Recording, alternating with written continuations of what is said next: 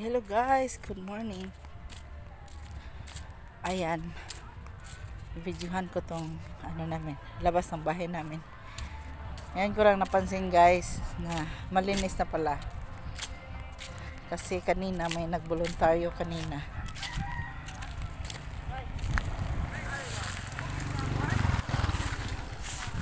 May nagboluntaryo kanina guys dito sa kalsada namin. Nagmower. Tapos ito yung basak. Ito yung palayan guys. Malinis na rin. Tataniman na rin ito sunod na araw siguro. Ayan. Pati yung mga kahoy-kahoy namin dito guys. Ayan kinuhaan nila ng dahon.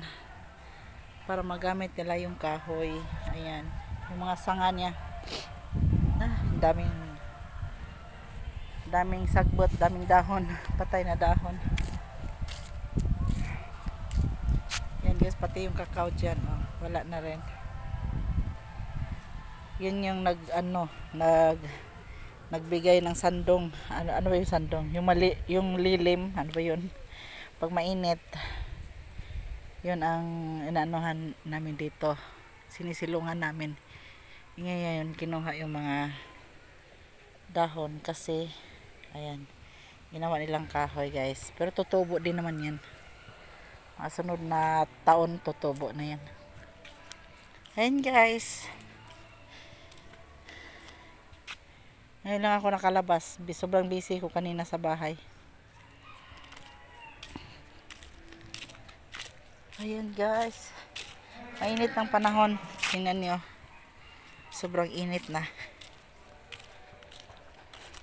Sa covered court namin may nagbabasketball tuwing linggo na yan. Ayan guys, may paminta pala kami dito guys. Ipakita ko sa inyo. Ayan, paminta yan. Sino bang hindi nakakita ng paminta guys? Ayan, yan ang forma ng paminta. Ganyan ang paminta. Yung dahon niya akala namin laurel. Hindi, iba pala yung dahon ng laurel guys. Iba pala yan. Ayan, may mga buto-buto pa ng dyan paminta. Kinukuha namin yan pagpatay, binibilad. Tapos binibenta.